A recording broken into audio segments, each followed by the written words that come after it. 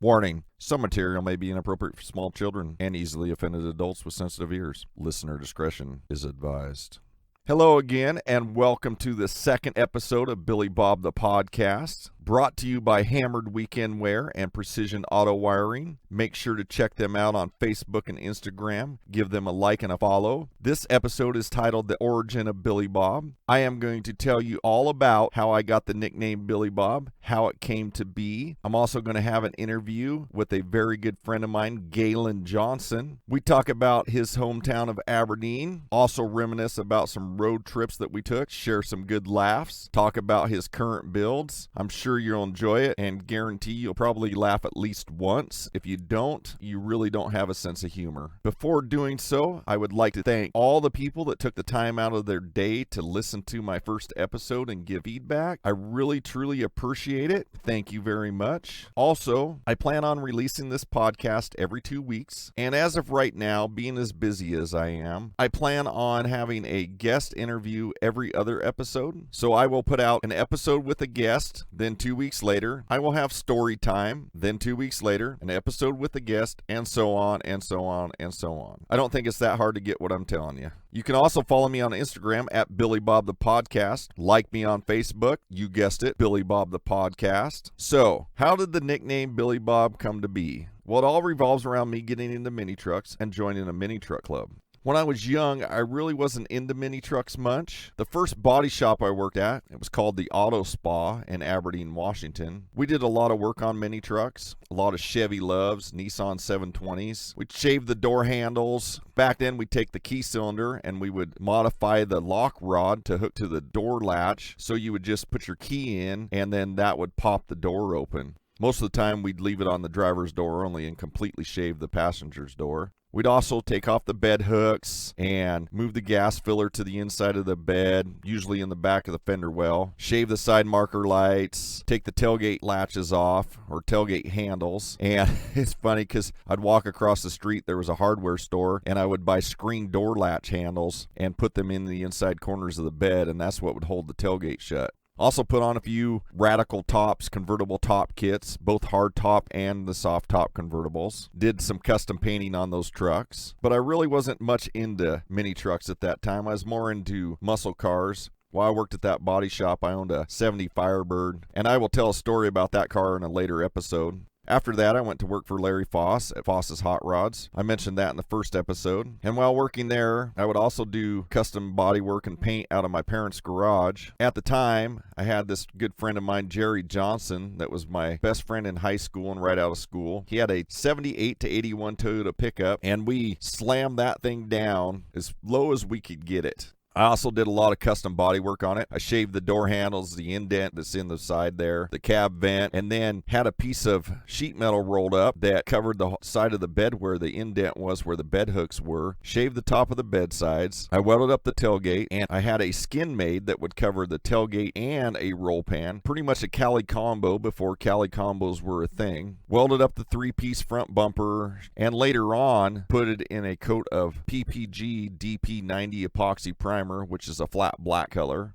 Now for lowering, this will make you laugh, or maybe not make you laugh. I don't care if it makes you laugh or not. I'm going to tell you what we did. We took all the torsion bars and shocks out of the front. I took 1-inch rubber and a hole saw and cut these pucks out. There was a puck on top of, in between of, and on the bottom of the lower A-arm on a mount with a long bolt going through. And that's how it rode. Yes, with the rubber. That was it. No spring, no torsion bar, no shock, just rubber. In the back, took the second longest leaf spring, flipped it upside down on the main leaf spring, clamped them together, put the bolt through it, put them back in, cut the bump stop down, and that's how it rode in the back. I did add a small C-notch. The bump stop rode inside the C-notch, and that was it. It rode on rubber. And let me tell you, it was a rough ride going down the road. It was a kidney buster. Probably like riding a bull in a rodeo. It would buck you all over the place and bounce you, and yes, you would get a sore back after taking it on a cruise. But hey, it was low. A little bit later, looking underneath the cab, I kind of channeled it a little bit by taking out the cab mounts, adding washers in there, bumping up the floor in a few spots with a hammer so it would clear some things, and then lowered the cab on the frame about 3/4 to an inch. Then in the back, cut off the bed mounts on the frame, lowered those down the same amount, and then notched one bed rail so it would clear the frame, and kind of did a sort of body drop without cutting the floor or anything. And that truck was low.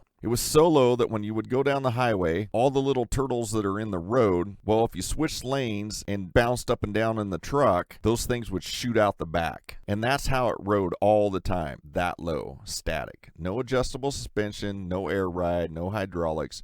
We ended up putting some wire hubcaps off of a Ford Thunderbird. They were kind of a cone wire hubcap and then had a spinner knockoff on the end and kind of stuck out. When you'd go down the road behind it, kind of looked like a gladiator chariot, those things spinning outside the fender wells like that. As time went on, he eventually had the door panels and seat reupholstered in a kind of burgundy, dark red velour velvet material, tuck and roll. Kind of had that real hot rod look to it. The tires on it were a 195 or 185 14 tire, thin 1-inch white wall on them. It was kind of a cool truck for the time. But again, I wasn't super into mini trucks at that time, but I did have fun working on them. That was in the late 80s there when he had that truck. I remember going to a local little corner store called C&S Grocery in Elma, Washington, and the first thing I would always do when going to a store, grocery store, anything like that, is head right for the magazine rack.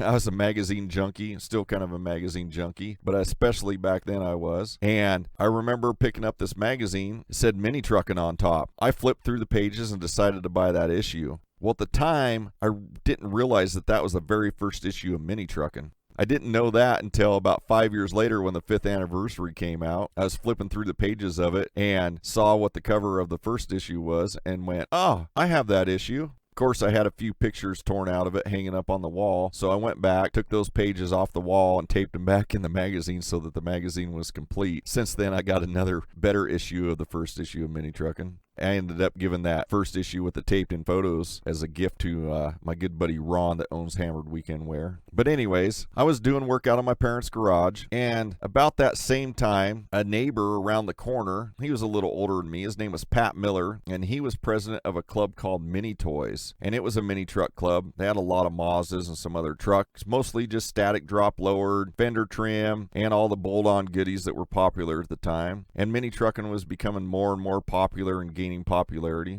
At that same time, my mom and dad had a pest control business, and they had an 86 Mazda pickup that was a route truck. Well, after about 3 years, the lease was up on that truck, and my dad was going to give it back and trade it in on a new truck. Well, we worked out a deal, and I ended up paying off the rest of that lease and getting this truck, and decided that since I was doing body work and paint out of my mom and dad's garage under the name Moll's Custom Paint and Body, thought this truck would be a great little project, lower it down, maybe do a custom paint job on it, and use it for advertising of Moll's Custom Paint and Body. I started looking through Mini Truckin' magazines and Truckin' magazine and came across Ground Effects and Shells and started really looking at mini trucks. And well, the thing kind of just snowballed a little. Next thing you know, it was all tore apart, had custom Ground Effects kit on it, custom grill, everything shaved and smoothed, custom wheels, and put a paint job on it. It was mint green with pink and turquoise scallops. I know it sounds funny, but at the time it was fitting. That's what was in. After I got that truck finished, I was driving around in Aberdeen and happened to see some friends that I knew. Well, they'd had mini trucks too, and they pulled into the AMPM parking lot where I was getting gas and invited me to a truck show. Okay, it wasn't necessarily a mini truck show. It was actually a van run called Memorial Madness that was on Memorial Weekend in Malino, Oregon. I went to this show with them in Malino. Later, I'll share a trip about that first show and the adventure of getting there and going to that show. But I got there and realized that, hey, all these guys in mini trucks, they were more my age. I got along with them good. And so I decided to join that club, Exclusive Innovations. And one of those members, his name was Jason Hayes, or Jace as we called him. And he'd often come up and help me on my Mazda.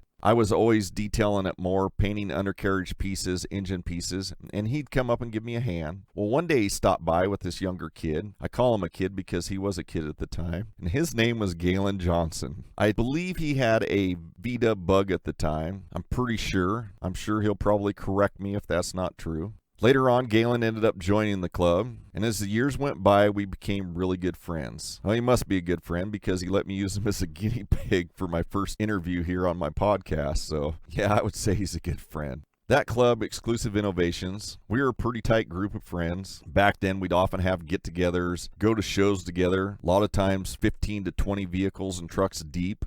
We'd get together a lot on the weekends, help each other on our vehicles. Most of the time it was at a friend of ours named Josh Leahy. He lived in Galen, Washington. We worked on our stuff out there most of the time because he was the only one of us that had a great big shop.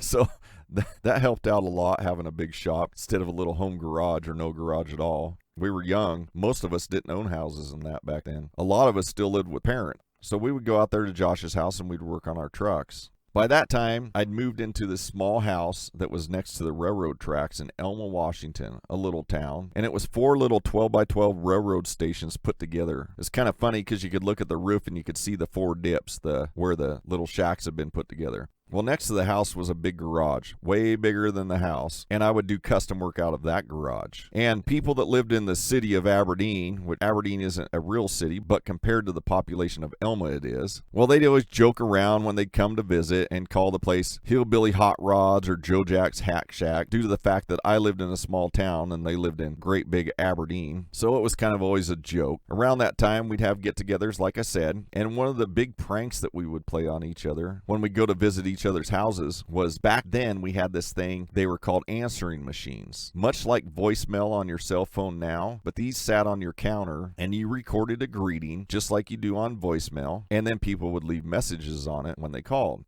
One of our favorite things to do was to hack into somebody's answering machine when they weren't looking and leave a different greeting. We do things such as Joe's Meat Market, nobody beats our meat, or like, if this is the UPS man, please deliver my case of KY to my back door, that kind of thing. So, and oftentimes, whoever's answering machine it was, they wouldn't realize that the message was changed for a week or two until somebody actually said, hey, nice message on your machine.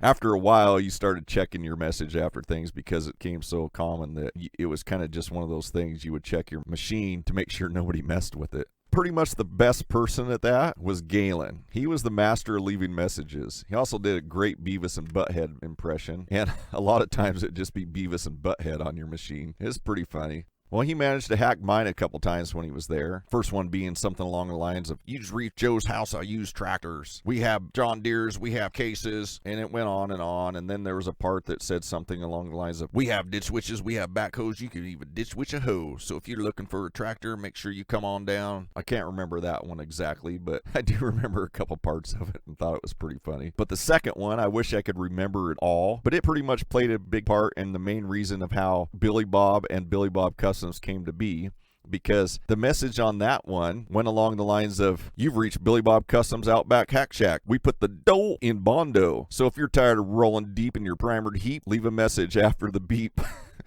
It was pretty funny. I left it on there for quite a while. And like I said, our club would get together and help each other on our vehicles. And after that, a lot of times we just refer to working on those as Billy Bob Customs. So people started saying, hey, you going out to Billy Bob Customs? Someone's working on a vehicle this weekend. So it just became a big joke after that. A friend of mine, Scott Heller, and I, we were in Olympia, Washington, Fred Meyer's. And back then, Fred Meyer's had this machine, and you could put in $5 and have business cards made, like design your own business card. And they weren't quite the exact size of a business card. They were a little shorter, but they were the same height. And we had some Billy Bob Customs business cards made, and it said Billy Bob Customs at the top. And then it said phone number and just had a line. You could write in your own phone number.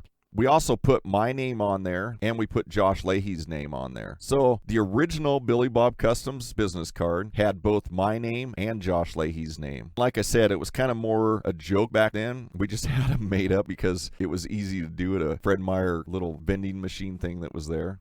Every year, we would put on a yearly show. Eventually, that show would turn into a 3-day weekend event. We even had Lance Martz of Mini Truckin' Magazine fly in and shoot coverage of it one year, and we have an article in Mini Truckin' back then. We'd make our own trophies for that show. That particular year, we used 12-inch by 12-inch mirrored tiles. We cut a corner off, and another club member of ours named Darren Gruby, may he rest in peace, he did woodwork, and he cut these bases for it, and they had an angled slit that he put in there that would hold the mirror, and then covered them with Flexstone paint, and then the mirror would sit in there kind of like a trophy. We decided for the mirrored glass that we would get etched glass decals, or decals for all you Canadians, so you understand what I'm talking about. And we went to this shop in Olympia, Washington. While we were there getting these etched decals made, we decided that, hey, it would be cool to get a windshield banner made for a pickup. Well, Galen had this bright yellow Nissan 720 at the time, and I'd done quite a bit of work on it. Josh had done quite a bit of work on it, and we thought it'd be cool to get a yellow Billy Bob Customs windshield banner made for the top of the windshield. So we asked the guy if he could do that, and he did, and we got this banner and put it on Galen's truck. It stayed on there for quite a while. It was pretty much a permanent fixture, and that was the very first Billy Bob Customs windshield banner.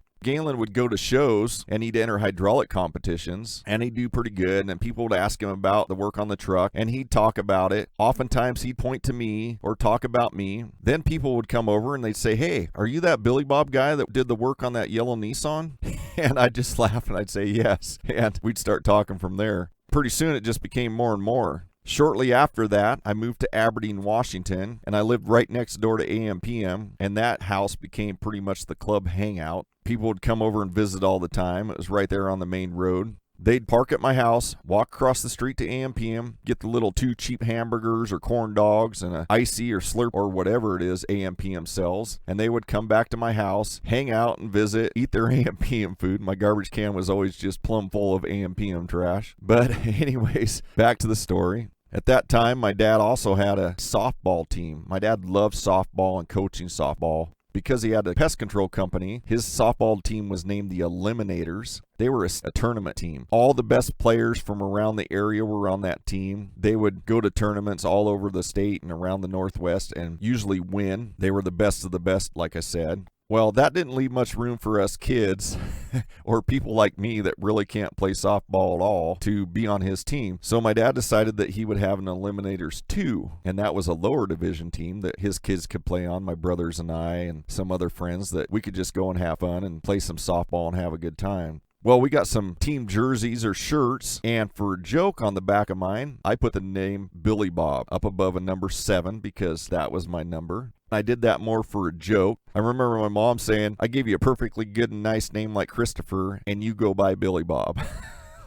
I'll never forget that. I think it's pretty funny. And not too long after that, some friends of mine, Scott Heller and Matt Holcomb and I, we crammed into my Mazda pickup and we took a 20-some-hour trip to La Paz County Park in Parker, Arizona to Endless Summer 1996. While we were there was a guy that had a booth making stickers. So from there came the Billy Bob Customs windshield banner that was on my Mazda when it was peach. My truck wasn't peach at the time, it was just primered, but I knew I wanted to paint it peach, so we had a peach sticker made for it. And for a joke underneath the Billy Bob Customs, it said, give us your cash, it sits in the grass. Because really, like I said back then, we treated it more as a joke. It wasn't really a serious thing. It was just something we all did and thought it was funny. From there, the name just kind of grew and it just stuck. I started doing work under the name Billy Bob Customs, had some actual legit business cards made. More and more people started referring to me as Billy Bob. Looking back, it was probably one of the best things I could have done, trying to grow a business and get my name big.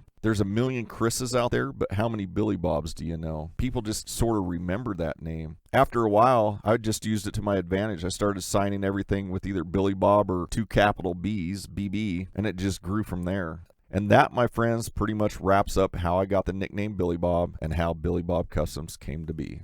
Well, now for the part that you've all been waiting for. I'm sure that's for me to quit rambling on about myself and actually get to this episode's guest. So without further ado, I've got Mr. DJ Jazzy G-Ride, Galen Johnson on the phone. Welcome to my podcast. How's it going? Not bad, not bad. Thanks for having me. Yeah, it's a beautiful, fine Sunday afternoon here. Yeah, I think the weather's pretty nice here, too. I'm in a little sound room here, so I couldn't tell you what the weather looks like outside. I haven't looked yet today. Yeah, I'm locked in my bathroom. acoustics. Yes, very good. Very high end here. So, so hopefully that's all you're in the bathroom for while we're recording here. But you can do whatever you want. Nobody can see you. Right? Yeah. No, I'm wearing my best dress today. Just everything's looking good. It's a nice thing about nobody being able to see you and wear whatever you want. That's correct. You can sit there with your dong and a Very, thong with your legs up on the desk. It don't matter. Yeah, it's easy going. I'm just got to make sure I get everything. Everything came down before the work week starts.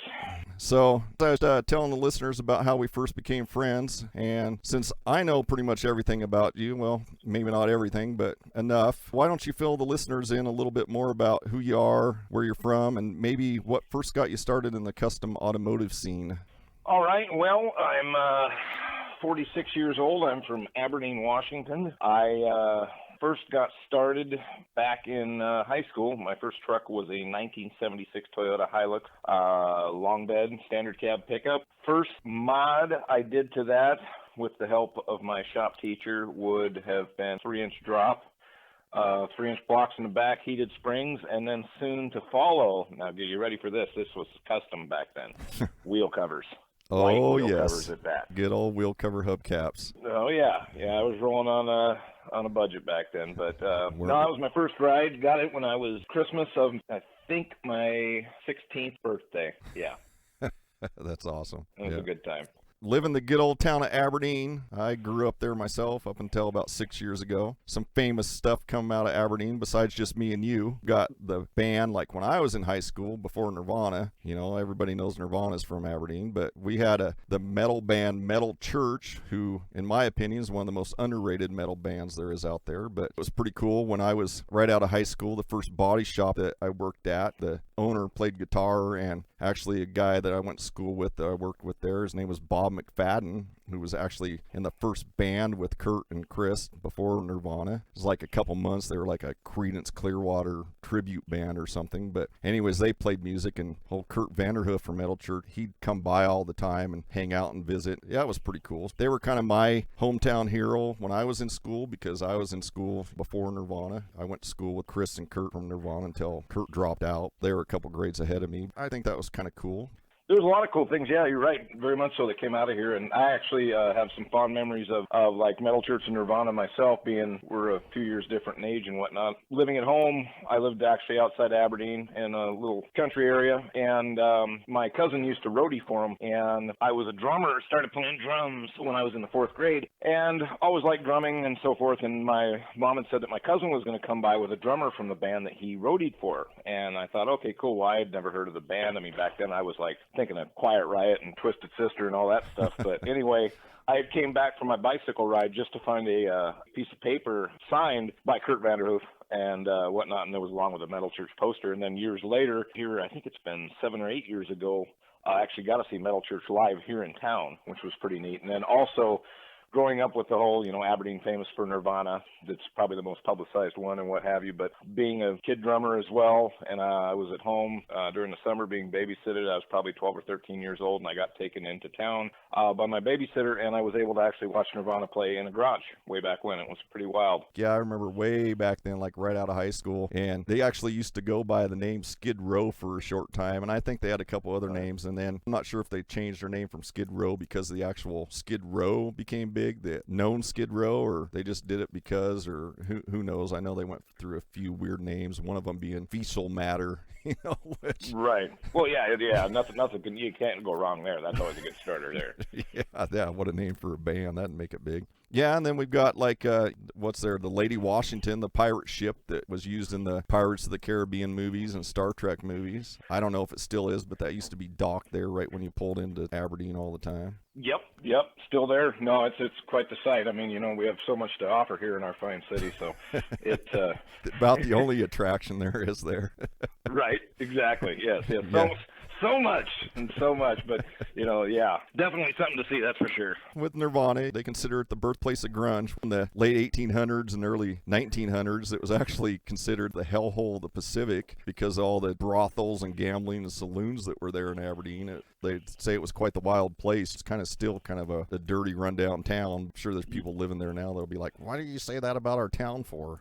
Oh, I know, it's kind of crazy, you know, and I do remember back, you know, obviously in this day and age is a little different from when you and I grew up, but there actually was a good actual cruise scene on any random Friday or Saturday night where we used to cruise around downtown, and the two one-ways, yeah, it was pretty neat. We used to always meet up out there in the parking lot next to Godfather's Pizza. I remember that. I was there a few times. I used to go more towards Olympia and Centralia, but yeah, I did spend a few nights in Aberdeen cruising, sitting in the old Godfather's parking lot. That's correct, yeah, and had the local mini truck clubs there. There was, well, you being Elma, that was Mini Intuitions, was it not? No, Elma was Mini Toys. Mini Toys, that's what it was. Mini Intuitions was the Aberdeen club before we all joined and started Exclusive Innovations. That's right, and that's the time that I had joined, and then I had my my '64 Bug. Yes, the old Bug. The yellow one, yeah. Good times. Learned how to hate Volkswagens then, but yeah. So I like really good food, and I plan on asking every guest on the episodes. Being I live there, kind of know there ain't much to choose from, but what's your favorite place to eat there in Aberdeen, Grays Harbor area? Bar none would be the Blue Beacon Restaurant and Lounge. It's good bar food, good diner food, huge portions, and just good food, man. And it's small, and you know primarily always know somebody when you're there. Yeah. It's like Cheers. Yeah, it kind of is. Yeah, the Blue Beacon. My Uncle Lance was a cook there for many years until he passed away. Oh yeah, definitely good food, man. They whatever you want, they usually got, and I just, after everything gets fired back up here after this whole issue we're going on with right now, and hopefully they'll get back to being full swing so I can get over there and have some breakfast. Definitely a good place to eat. I know a lot of people like Billy's there too. Billy's is good. Billy's is good. Used to be a whorehouse back in the day.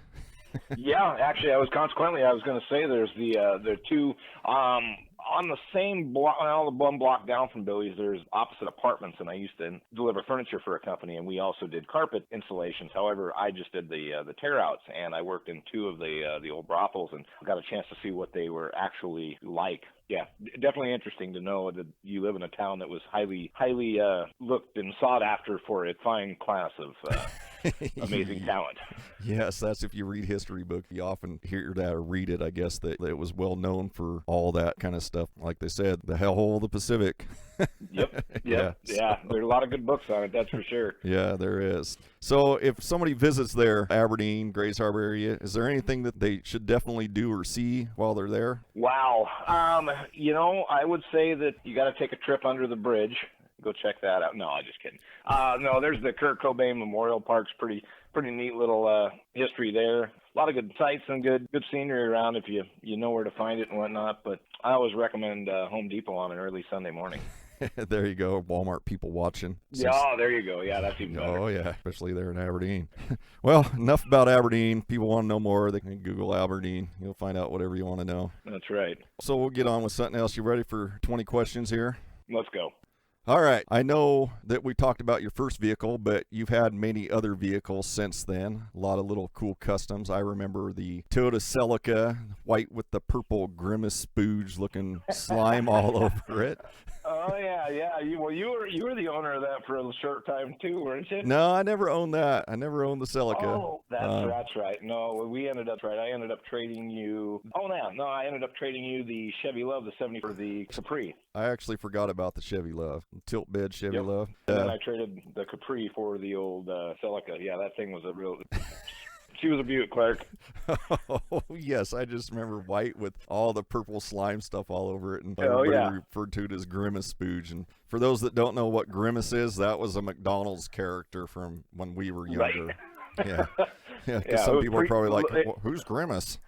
It was like Grimace was like an early Barney, same color and everything. Pretty much, huh? Yeah, that was the awesome ride. Just I remember like 13-inch wheels and just dumped on the bump stops and kidney buster, and then it was a good time. I know the other day I saw you posted a picture of your red little Honda Civic with the hydros on it. Yeah, that was my would have been my 91 Civic. I had the 3-door hatch, and at the time I worked in an audio shop and had access to pretty much whatever I wanted to throw in there as far as sound went. And I had a set of I always liked the skating look way back when. I had a set of 13x7 American Racing Stars. I liked wires, but there was always so much maintenance, and I think they were like, what was that, like a 175/50/30 13, and no fender trim, nothing like that, just straight red. Shane Williams actually gold-plated the emblems for me. I remember that. He had his gold-plating kit. And then I took out the back seat, and I had 2 pumps, 3 batteries, and that thing rode like a tank. It was fun. And then, of course, the yellow Nissan, which I talked about earlier on the origin of Billy Bob prior to our little interview here. Yeah, no, that's how it all got started right there. If I had to pick, that's definitely one of my favorite rides for sure. It was the first go-around with hydraulics. Matter of fact, you were the one that put the first cylinder in it. And we did that at your grandpa's place. I remember that, the old stick welder fired up out in front of the barn there, and yeah, I had 1 cylinder, and I thought I was the coolest thing ever. It was yeah, it was good. It was fun. Yeah, I remember back in the good old days when you were just about to have fun and didn't really worry about anything else. Exactly. And then the F-150, what was that, the 97, I think, when they first came out? That was a 98, and your house was the first place I drove it, and we stripped the sticker graphics off then and there with your heat gun. That's right. Then I think, what was it, Mike painted the mural on the tailgate, I believe. Yep, Mike did that. Yep, there was actually 2 different ones. The first one, and then Mike, he's a local friend of all of ours, and a musician, painter, you know, kind of a jack of all trades type of thing, but he did that airbrushing, and it was pretty wild and wacky. I got some pictures of it somewhere. I'll have to find some and put them up on the page. Yeah, I figured I'll post a picture of the Civic, and maybe we can find some pictures of your other ones too. I'll put them up on the Instagram and Facebook page for people to check out. Speaking of the blue F-150, we took a trip to Endless Summer in 1998, and we had a good time there. Oh, yeah. Tell us a little bit about that trip. Well, let's see here. We had a good time. So it's about a 20-hour haul if you drive it straight, I guess, 24 somewhere in there. And so I bought this 98 F-150, standard cab, 2-wheel drive. And I bought this truck thinking, I live on the coast. I don't need air conditioning. So, of course, I didn't bring for that. And it's, just a 5-speed stick shift, vinyl floor, 2-wheel drive, basic. And so 2 other buddies of mine, we ended up loading up in that truck. Now, mind you, you were ahead of us by about an hour, about 8 hours or so, about a half day. Yeah, I think so. I know Matt and we left in his Nissan, which I just got done body dropping and bagging in my driveway out in the gravel. Yep. It was like, throw some bags in and let's go. So as well, 16-inch Chevy 4x wheels. Yeah. It was actually one of the first 3 body drop trucks in the Northwest way back then. I'll have to post a picture of that too. Sick ride, but we ended up taking off and going like could be, and I drove as far as I could, and finally Scott and I, anyway, we bounced back and forth, and we got there and going through the desert, whatnot. We had our third guy with us. His name escapes me at the moment, but I remember it was hot, and it was so bloody hot I couldn't even keep the window down because I was actually getting hotter from the air versus just keeping it slightly cracked. Going through the desert, probably 100 degrees, and we're not, I'm a fat, white, pasty ginger kid from the Northwest. What do I know about heat? So we're rolling through the desert at 85, 90 mile an hour, and the other guy, he was a smaller fellow, decides to crawl down on the floorboard and fall asleep. So it's hot in the cab, but it's even hotter, obviously, down there. Well, he ends up waking up, and all I can see is this bewildered look on his face, and one whole side of his face is beet red, and it's got the imprint of the vinyl floor on the side of his face, cheek, side of his face, everything. It was, I was about to piss my pants. I was laughing so damn hard. But no, man, the trip there was epic. I remember exactly that desert. I'd gone through it a few times, and that year, now as soon as you said half of his face being red, Matt was driving, and he had the rag top open on that Nissan that we drove down, and I remember the sun shining down. We were just beat tired. Of course, we drove straight through like you did, and we hit that desert there by Barstow and right there by Death Valley. Right. Man, the sun's there, and half of his face is beet red, just burning up. And I go, man, dude, you're going to look like Two-Face from Batman. And he's like, well, at least on the way back, I can get the other side of my face. And we're like, oh, yeah. And you're not thinking that, well, the sun only comes in half the rag top.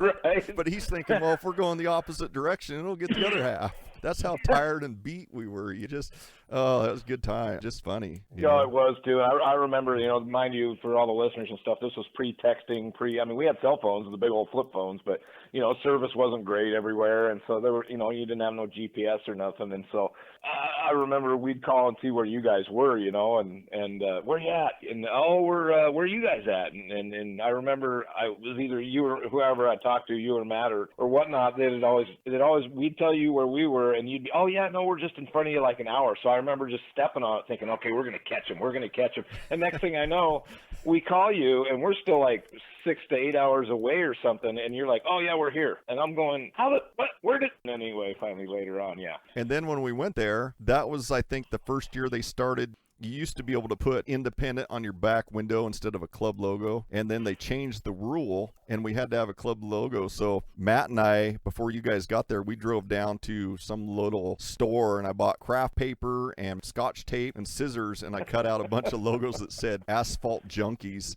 And, that's right. Yeah, and we all rode around with taped on paper letters on the back window that said Asphalt Junkies because they wouldn't let us in the show if we didn't have a club name. Oh, that's right.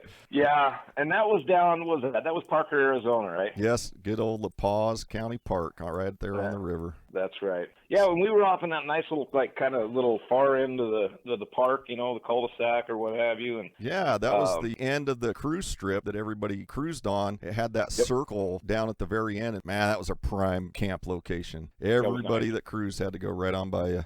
Yep, absolutely. Yeah, they weren't whizzing by me. It was nice and slow. And oh, yeah, it was a good place to make sandwiches.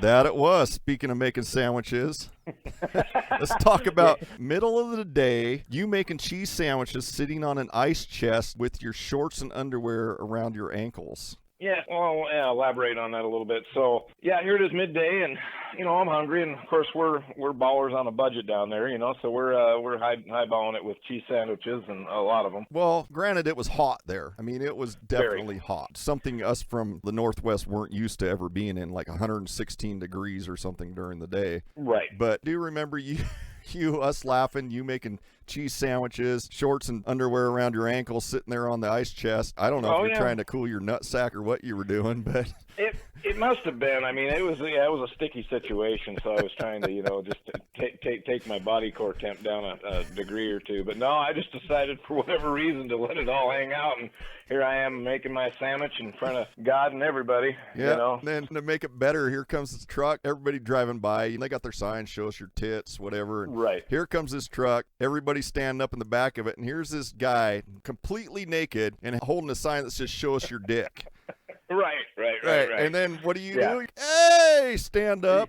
That was the, I offer the guy a cheese sandwich, shuffle on over there, give him a sandwich and a high five, shuffle back, and we're like, oh my God. Some of that stuff, it's a good thing we didn't have the camera phones and YouTube like we do now. Oh, we'd have been in trouble. I'd have been divorced before I was married. Yeah, no, there was a good reason they didn't have that stuff back then, so we didn't have evidence. Yeah. The co-ed showers, you remember that? Oh my God, do I ever? My God, there was more meat in there than a Hickory Farms factory. I mean, it was like, I'm just going, what? But then on the other end, you got the ladies in there, and I'm going, oh, well, yeah, this is all right. Yeah, well, it was weird because there's a line for the showers, and there's both guys and girls stand in line. You're like, okay, and it's the same shower. And you'd walk by, and not all of them even had curtains. Somebody'd walk out, you'd walk in, and you'd walk by, you'd glance. And you're like, okay, dude, oh, chick taking a shower.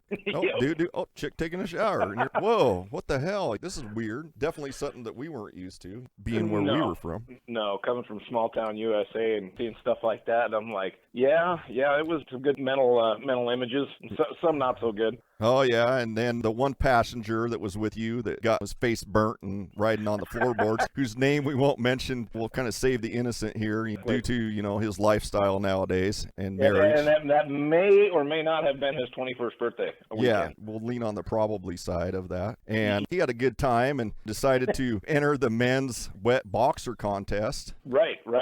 Oh, yeah, and took second place. Yes, he did. Yes, he did. Yeah. And, proceeded to grab the microphone out of the MC's hand and let him know how good old Aberdeen is. Yeah, I'll never forget. My name's blank motherfucker blank. Today's my 21st birthday. I'm from Washington, and we don't fuck around. Yeah, and before the guy could get the mic back out of his hand, and then He was definitely a riot. He was definitely damn near the life of the party. Oh yeah, that's a good time. And then speaking of that show and your F-150, at that time you'd only had the air ride on the back of it, and you couldn't lower the front. You could only lower the back. And I remember you riding around in that thing with the back aired out, and everybody making fun of you and saying, "Let that front down, put the air, lift the back, let the front down. Truck looks stupid like that." And now here a few years later, all of a sudden people were driving around cruising like that and calling it rolling Cali. Well, you know what? I like to think you're the one that started that. Yeah, but back then, well, oh God, what did I end up? I think I bought a cheap. I didn't have. I still lived at home. Well, at least when I bought that truck, but I relied on all of you guys, all the older club members that had garages and tools and this and that. I mean, I had the basics at the house, but I never had anything, cutting or welding, anything of that sort of, or the skills to do it back then either. I was, still learning, as I'm always learning. But anyway, I had bought a bolt-in C-notch and Firestone set of Firestone 2500s for the rear, and I had a compressor, and it was one of the old yellow Firestone compressors. And I never had a tank, and I never had, there was no valves, no nothing. So I had this compressor mounted beside my speaker box behind my seat, but just to my left where I could reach back with my left hand, and I had a toggle switch back there. I could turn it off or on. Now, if I wanted to air this thing out slow, I would actually have to take the core out of the valve stem that was there as was kind of like, it was plugged into the compressor anyway, and I can air it out fast.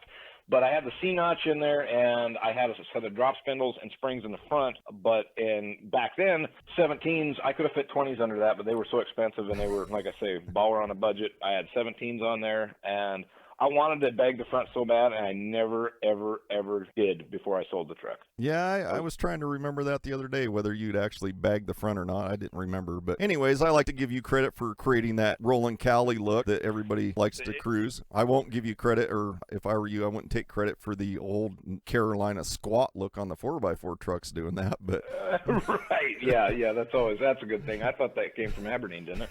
Well, it could have been. Yeah, I wouldn't say that too loud. People would think that was you too.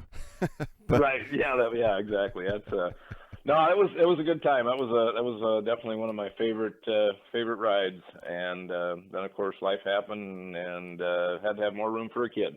We all know how that goes. Well, not maybe all of us, but I do. Yeah. Then sometime after that F-150, you had the old Caprice, the cop car looking Caprice, and I know we took a trip to one of the many rezos I'd went to, but we took a trip to Resolutions there in California one year. Early 90s there. Yep, and that was a good time. No, that was definitely good. The flames you laid out on that, that was a cool car. Flames front to rear. It was matte black, and I think the flames on that one were silver. Yeah, they were like a metallic silver. Yeah. And on the roof, trunk, everything. It was fun. But I remember it was Christmas Day that we left. Yeah. Well, Resolutions, for those that don't know, used to be it went for years, 30 some years, 40 years. Right. I don't know, but it was New Year's weekend, or as close to New Year's weekend as it could be every year. So we would all leave Christmas. I know when I was younger, my kids, we'd always open presents before, and then I'd go to Resolutions. It was my yearly thing. But I think you're right. I think we did leave on Christmas morning that year. Yeah, I think it was after we got done with Christmas and whatnot. And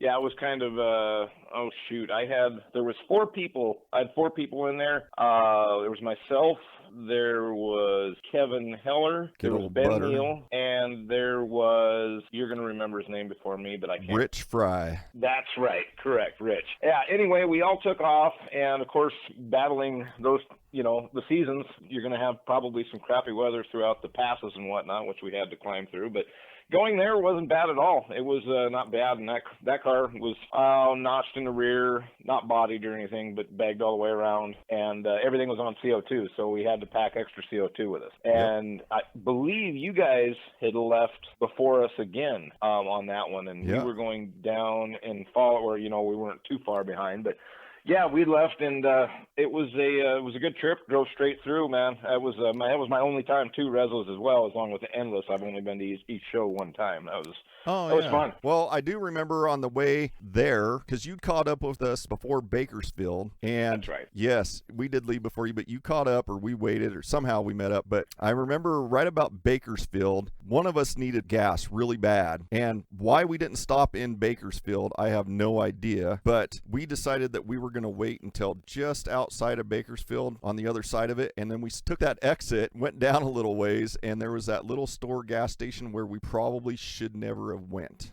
Now that you say that, I do vaguely remember that. Yeah. We pulled up, and you could look through the front door and see the line of porn magazines looking through the door.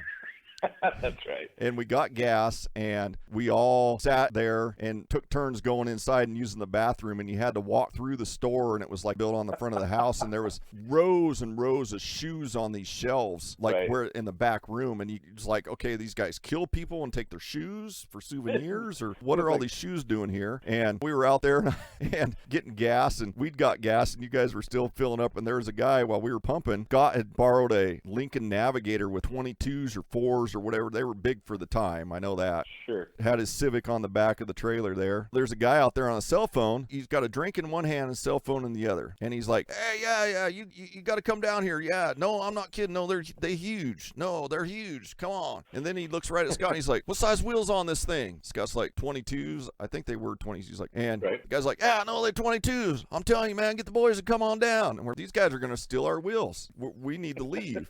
And I remember being on the little walkabout, walkie-talkie, like, we got to go. Yeah, Like, settle up. come on, we got to go. And you're like, we can't. We're still waiting for butter. Like, Oh, that's right. Yeah. always waiting on butter.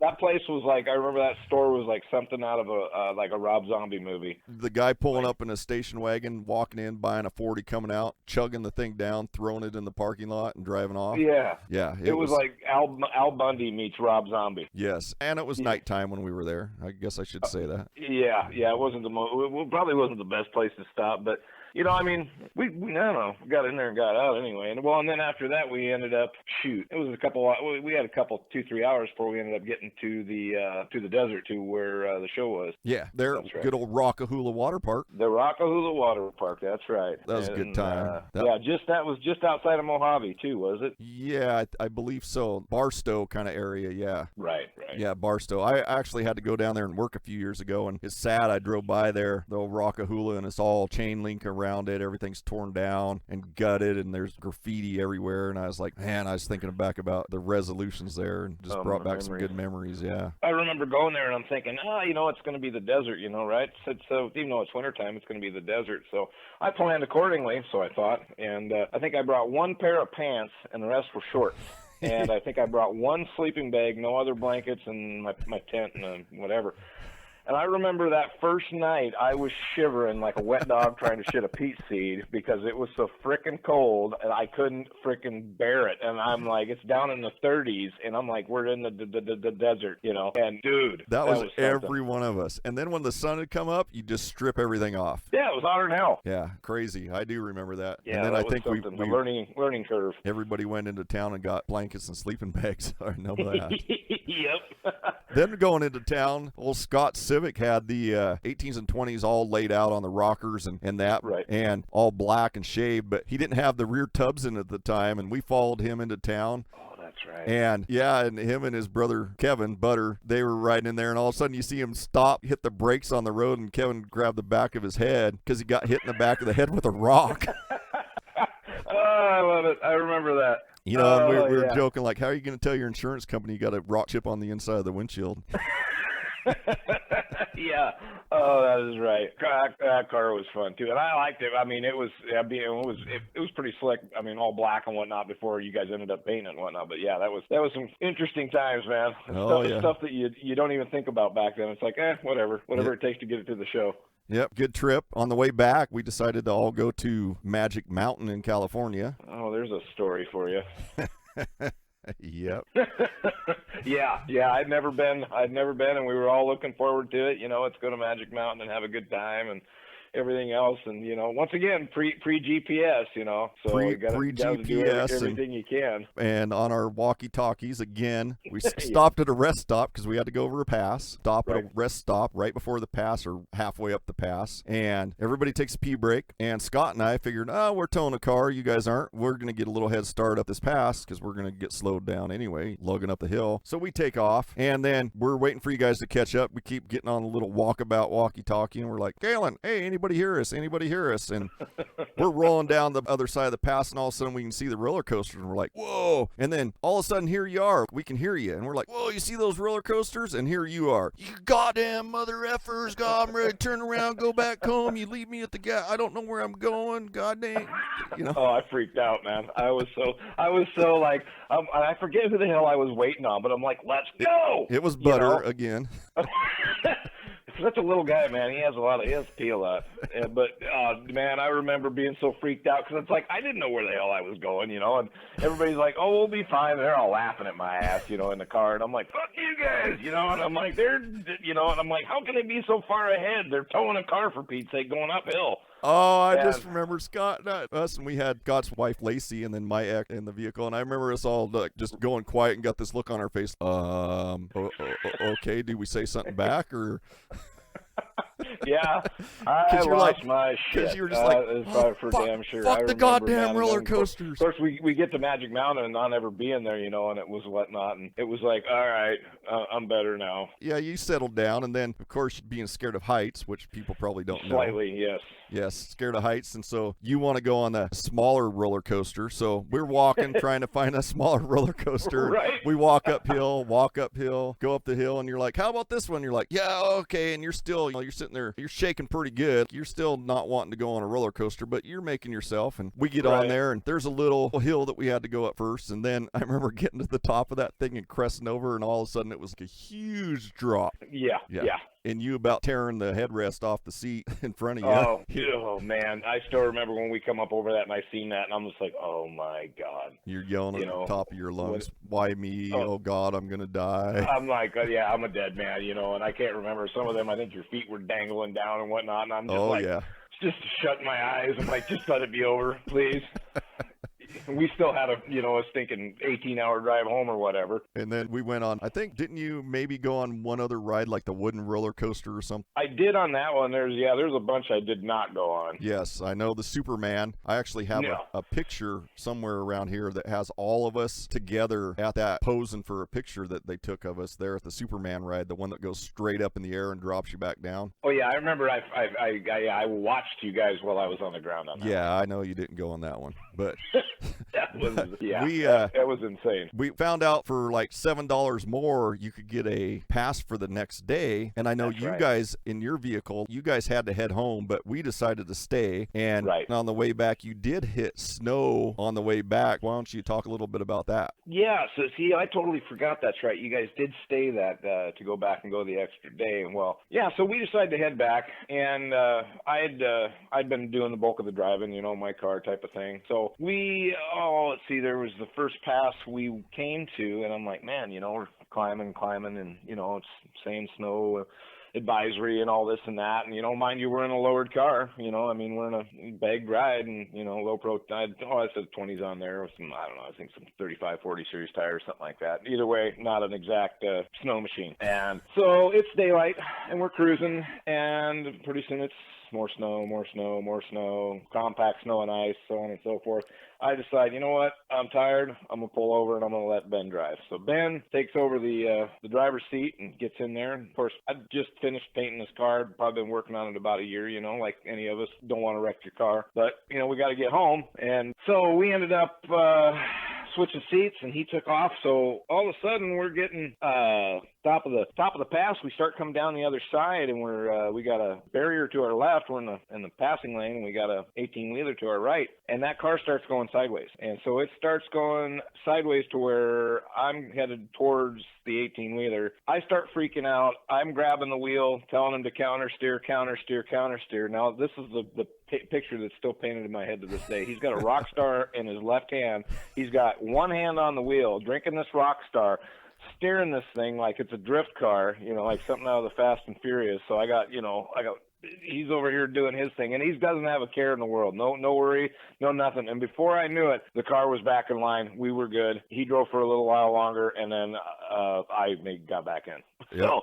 Yeah, that was eventful. Now on your guys' end, talk about you guys had a little bit of a snafu. I mean, you got to stay that extra day, but what ended up happening there? Yeah, on the way back, you guys barely made it through the snow, but we got a little ways up the pass, and the road was blocked. We couldn't go. And, of course, back then, like you're talking about ballers on a budget, we had so much money, but Scott and I, we were like, oh, we got a little extra money. Well, let's stay another day. And I had enough. I was like, oh, I'll pay for a hotel room for us. So the four of us got a hotel room and went to Magic Mountain, had a great time, rode the rest of the rides and everything. And then we headed back and got stopped. And, of course, that's right. The pass was closed. And, of course, since it was the way back, we had no money for another hotel room, barely had enough money for gas to get back. So we slept right there on the exit, woke up the next morning, and the road was unblocked. So we went up a little bit further, and then the road's blocked again. And I think that the rest of this story I'll probably save for when I have Scott Heller as a guest on this show. And, well, if I don't finish the story, then I guess they're just left hanging. There you go. Hopefully I remember to finish the story.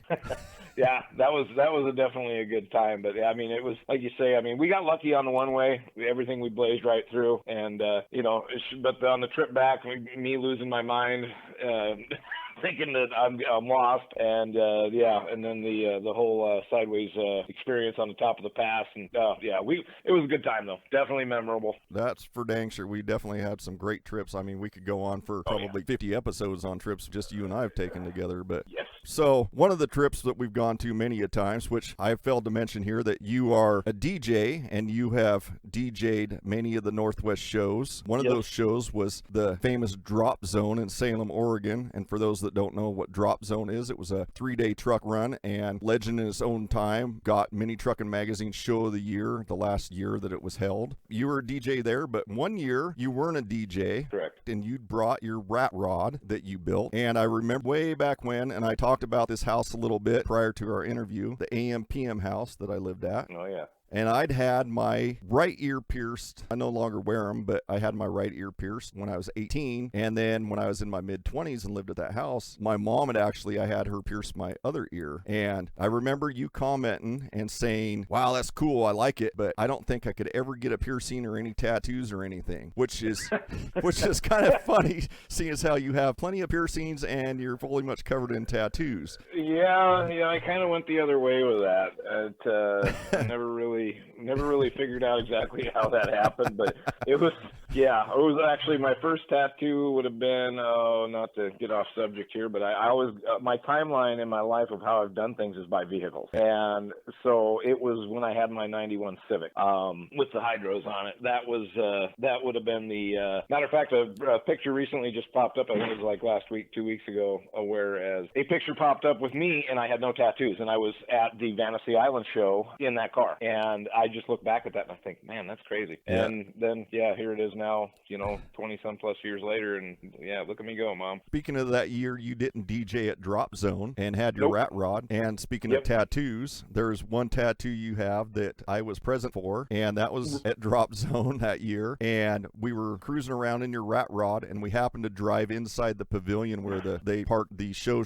vehicles, and we were driving through there looking at them, and I overhear that DJ say, "Free Hugh Hefner tattoo, the first one that comes to the tattoo stand." And I'm like, "Hey, you hear that, Galen? Free Hugh Hefner tattoo." And you're like, "What?" So we drive over there, and you go, and I remember there's 3 hand-drawn pictures of Hugh Hefner, and they were okay. And the one you got was the best out of the 3, and it was a younger version of Hugh Hefner. And a young Hugh with a Playboy bunny. I'm staring at it right now. It's on my left calf. And I remember you asking the guy, "Hey, can you at least put a Playboy bunny next to it so people will know who it is?" Right. That was the thing, man. And I was about, I was feeling pretty good. I had a good buzz going on. I was bleeding like a stuck pig. But that's the only tattoo I have on that leg. Oh, wow. Yeah, I did not know that. Of course, I never really pay attention to where you have tattoos everywhere. But well, unless I'm making cheese sandwiches. Yeah. Well, I don't know how many you had at that time, but right. Yeah. You definitely didn't have Hugh Hefner on there. Yeah, I was before I had, gone south. The whole Drop Zone was good for having a few drinks and getting either tattoos or piercings. Or one year, a bunch of us guys, we decided to all get our nipples pierced, including me. I remember walking in there, and that was Donnie. He was one of the club members that has Gone Solo Customs now, and the King Tut Truck. His sister was the tattoo artist. And Hot Rod Betty's. That's right, Hot Rod Betty's. Renee. Wasn't that her name, Renee? I believe that sounds right. I think that's it. But I remember going up there and sitting down and asking her, I'm like, hey, Renee, I want to get my nipples pierced. How much to pierce my nipples? And she's like, for you? Yeah. She goes, oh, $40. I'm like, really? What do I got to do? And of course, we'd been all drinking. And she's like, oh, just sign this paper saying you haven't been drinking. I'm like, oh, okay. And then I remember Ben and Barry, my neighbor there. Shelburne. Yeah. And a few others. We decided that we'll all get our nipples done. And Ben had one done and not the other. And he was going to get his other one done. Right. And I just remember them saying, hey, oh, the one over your heart hurts the worst. And I asked her, I'm like, hey, what one are you going to do first? I've heard the one over your heart hurts worse. And she's like, oh, we'll do them tandem. And I'm like, what? She's like, oh, both at the same time. I'm like, okay. Being there half buzzed. And I remember lifting up my shirt and her putting pen marks on there, looking at my nipples. I'm going. And about that time, I'm thinking, yeah, I'm not going to get this done. And then I turn around and there's like 50 to 100 people looking at me to watch me get my nipples pierced. And I'm like, well, I can't back out now. So yeah, I was lay down on this table, and I remember this older lady, probably my age now or younger, but she had a barbell in her neck and tattoos everywhere and piercings on her face. Kind of scary look. Then this younger girl that was an apprentice, was on the other side. And I remember they were like, okay, take a deep breath in. And it was, well, that old lady, it was in there, done, ball on. And that young girl's, oh, come on, get it done. But yeah, it was definitely some good stories. We'll have to have Butter on so Butter can share some piercing stories from shows, because his top all of ours. That's for sure. Oh, he's got quite the few. Well, and then remember from Drop Zone also came the page, the partypage.net, which I think that we all may have. There may have been a few of our significant others that were on that page at one point or another. Yeah, we've definitely gotten a little older and a little less, I don't know, rambunctious or rowdy or free spirited or whatever you want to call it. Well, it's fun now to be able to come up and sit up on the stage when we're all together and watch everybody else do their thing at the age we were. Yeah, it is kind of fun. And then they all kind of look at you like you're an old dude, and you're like, yeah, you don't even know. Yeah. Like, you think this is bad, you should have gone to You'll figure it out. Yeah, you think this is bad, you should have gone to a van run.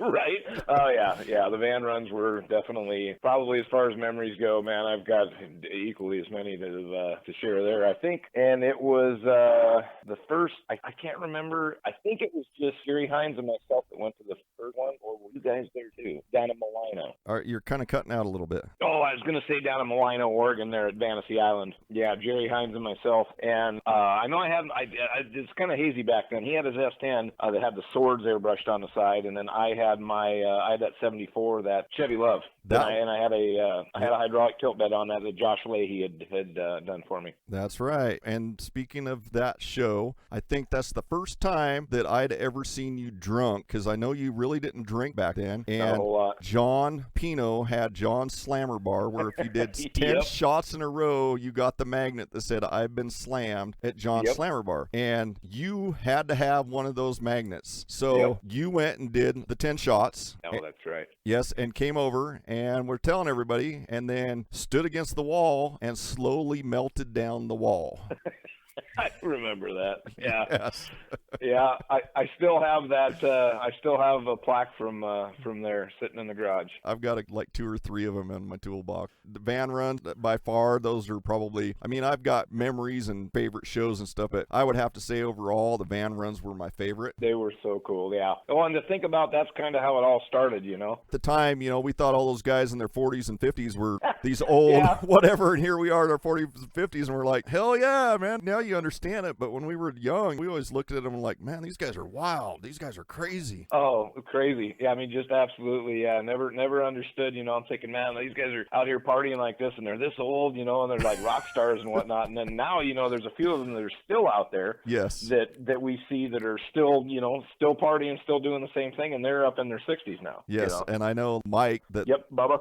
Yep, Bubba out at Wichita still does his yearly camp out thing there. Yeah, Roscoe Crowell. Oh yeah, I actually see Roscoe. I belong to one of the Northwest Banner Facebook pages, and I see Ma, that was Ma Shit from the Shit Run, the South Hill Independent Truckers. See Roscoe on there. Yeah, and they're still doing their thing, still out there doing it. Probably still out partying us all. Yeah, they actually invited me out there to the one for the 4th of July, and John Stoner, if you remember him, he was in the mix too back then as well. Oh yeah, yep. I got John on social media and still chat with him once in a great while. Yeah, no, it's we might meet up out there actually over the 4th, so we'll see what happens. Oh, that'd be cool. People will probably listen to this after the 4th. Still, they get to hear the story about it. Oh, absolutely. Yeah, we'll have to. Yeah, we'll do a part 2 at some point. Oh, most definitely. Those were all definitely memorable times, man. So, other than we didn't talk about your Harley or your chopper or whatever, you took a trip to Sturgis, and maybe we'll save that for a future episode. But is there anything you're working on or building currently? There is actually. Yeah, I've got 2 things in the works. One that I've had more recently than another. I've got about 23 years ago, I had a '67 Impala fastback that I really liked, and about 4 or 5 years ago I set out to find another, and I did, and anyway I've been currently working on that. It's in the paint and body. I mean, paint and body is it's roughed in. Engine's currently out, putting in a new small block. It's got an airlift, air ride setup on it, 1 tank, dual buyer compressors, I got RE6s I believe all the way around. It's good cars just laid out on a set of 14/7 Supremes with a set of white walls. Just put in a Moon Eye steering wheel not too long ago, a little 9-incher. And it's a fun car, man. Just kind of making it a good cruiser, nothing too crazy with it. And then also I have a Carmen Ghia project that I'm going to hopefully be doing a Subaru swap in before too long. Wow. Yeah, I knew you had the Impala. I didn't know you had the Carmen Ghia. The Ghia is, it's kind of, I had my eyes on I wanted a early 60s, and I ended up kind of settling for a late 60s. It was pre-68 was what I was looking for. And then I don't know currently if I'm going to do the Subaru 2.2 swap in it just yet, or if I want to stay more true to it and just stick with the air-cooled. But that will be, when it's all said and done, it'll be, scraping rocker, static drop only, just going down that route. Right. Well, that'll be cool. We actually, my wife Michelle and I, we watched Once Upon a Time in Hollywood. Oh, yes. Yes, and Brad Pitt drives the convertible Carmen Ghia. And yes, and Michelle, she says, what kind of car is that? And I said, oh, it's Carmen Ghia. And she says, a Volkswagen? Yeah. And she goes, they have those around here? I'm like, oh, yeah. No. Well, what are they called? And I said, a Carmen Ghia. And anyway, she's like, oh,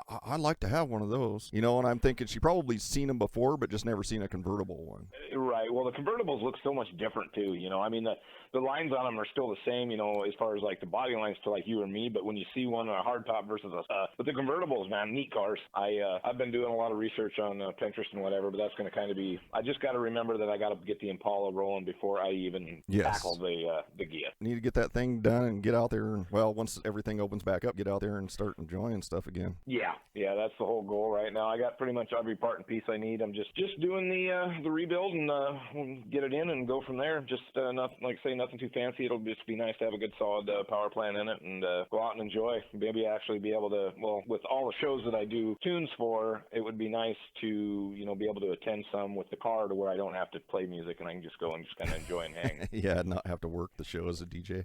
Right.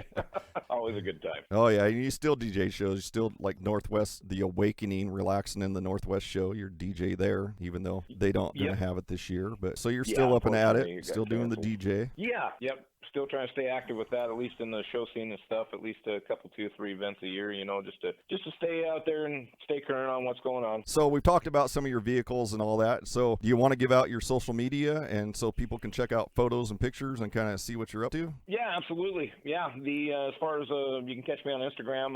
My Instagram account, I'm kind of off and on, but trying to keep it more current. It's Huge Johnson 74, and that is once again on Instagram. I'm not on Twitter. I'm also on Facebook, just under my full name, and I am trying to spice up the Instagram account a little bit. It was doing pretty good there for a while, and then I kind of slacking off since all the stuff started happening. But other than that, getting back into the swing of things and just trying to move forward, start making some cool stuff. I know how that goes. I'm kind of a slacker on Instagram myself. I should probably post more on there. I mostly post on Facebook. I try. Right. For this podcast, I've got a page for both. I'm going to try to get going on that. I'm Is there anybody on social media, Instagram, Facebook, anything that you think people should check out or follow? One of the people that it's a fella out of I believe he's out of Myrtle Beach, South Carolina. Village Customs is somebody that I follow, and definitely give them a shout out. But I've never met the guy, but I will tell you what, he builds some incredible rat rods. He has just a lot of amazing skill. But he's one that I follow quite. Being somebody that I do not know. As far as that goes, I mean, we have a lot of local hot rod shops and scenes around the area and stuff too, but I don't have any account names or there for reference. But yeah, we do definitely have a cool custom culture scene as far as catering to, mostly a lot of your older cars and stuff like that in our area. Yeah, that's for sure. That's the harbor there. I used to always tell people that per capita has got to be one of the most hot rod custom car areas there is. I mean, it's like everybody's got one. Sure. It probably due to the fact it rains so much that you got nothing else to do but work on a car. That's about it too. Yeah. But we'll definitely check out Village Customs. And I have a couple. I think that one of our good friends, I'm going to have him as a guest in the future here. His name is Nathan Kaler, and he's absolutely. Oh yes, absolutely. Check out Nathan. His Instagram is Nathan in as in Washington. That's NATHANINWA, or he's under his regular name on Facebook. I don't know if that's a private account or not. He has been into mini truck and sand rails and rock crawlers and currently into drag racing, and he has a 240Z car with a Toyota Straight 6, and he is a hell of a fabricator, and I mean, just all around smart automotive individual. He is an incredibly incredibly self-taught. So his talent is just insane. I mean, it's I can say the same about yourself. I mean, you guys have both inspired me on so many levels. As others have as well. But just the times where you've helped me, from like learning how to paint, and then Nathan just watching all his skills, like you say, with his racing and rails and whatnot. Yeah, it's definitely neat to watch and see the progress that everybody has with their rides and their passions. Yes, I appreciate kind words there, but definitely check out Nathan. He builds all of his own intakes and exhaust turbo manifolds and chassis, and he was one of the very first people to start using Mega Squirt setups, and he's good friends with the guy that owns it, and it's pretty cool. And I know he's redone that car. I believe that broke the sixes, or he's trying to break the. I know it ran sevens, but yeah, he wins grudge matches and everything all the time. So if you're into that kind of thing, or if you just like to see cool fabrication, make sure to check Nathan out. Absolutely. Another one I have is I love art, especially automotive art. I have a huge collection, thousands of automotive art pictures saved on my computer and stuff. One of my favorite artists, his name is Gary Campisi. I hope I pronounced that right, but it's GaryCampesi. He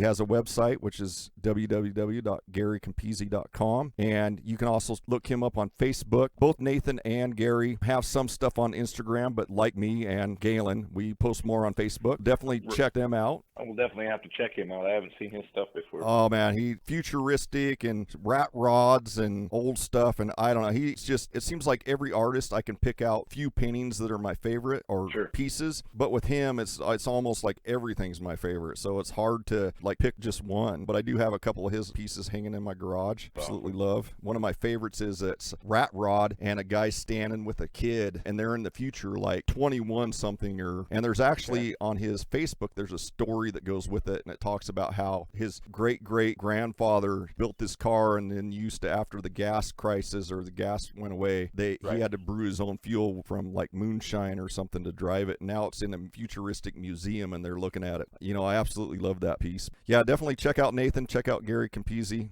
I was also thinking of one more. I don't believe he's on social media at all, but I'd like to give a quick little shout out to a good friend of mine named Norm Callahan. Local guy here. And Norm is very into the car scene, has been.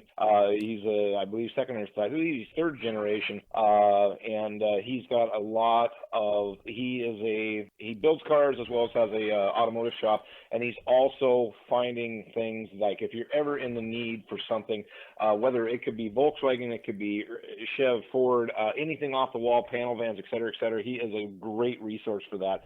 He brings cars and all sorts of things back from A lot of them from Montana, so they're very rust-free. But he has quite a collection, and he's always buying and selling. Yep, good old Storm and Norm Callahan. Yes, I've gotten parts from him in the past, too, for my old Bug and all that. And also, he's famous for being on the TV show. He was on what was The that? Pickers. It's on the History Channel. The American Pickers, is that it? Or That's what it was. Yes, it was. He was on an episode of that. That is correct. So you can see Norm on American Pickers on one of the episodes. So there's another, semi-famous guy that's come out of Aberdeen or Hoquiam or wherever he lives. I think he actually lives in Aberdeen. Anything else you want to add to this episode? I just want to say thank you very much for having me. I appreciate the honor. I mean, it's been a great time back from doing in the 81 Datsun, doing three wheels in the across the street from your house there in the AM/PM parking lot. And from the first time when you came and actually did my back logo, the Exclusive Innovations logo, and then on the front windshield we had the first Billy Bob Customs banner that was ever rolling in anywhere. And, it was on my yellow 81 Datsun, and just a good time, man. It's been a pleasure, getting to know you. Like I say, even in the early days, meeting you when Jason Hayes introduced me and you from the time of going to Bug Nats. I mean, just like I say, the stories are endless. We could go on and on, but thank you very much for having me, and I hope everything goes well with the show, and keep on keeping on. It was absolutely a pleasure chatting with you and reminiscing about old times. Brought back some good memories, and thank you very much for coming on and being my first guest. I guess you could say you popped my so-called interview cherry. Well, I appreciate the opportunity to do so, and we'll have to come up with some fancy theme song here, make you something in the studio and get you a little kind of, just a little catchy vibe going on. but we talked about the yellow sticker, or I did earlier in the episode before you came on. And good times. Like I said, once again, I appreciate it. I hope everybody that listened to this enjoyed it. And if you didn't enjoy it, well, thank you for giving it a try. Till next time, you need to quit roping your goat and get off the couch, go out to your garage, build something, go on an adventure, create a good story. When we meet, I want to hear all about it. Like Joe Dirt says, life's a garden, dig it. That's right. Keep on keeping on. I will chat at you all later. I'm out of here.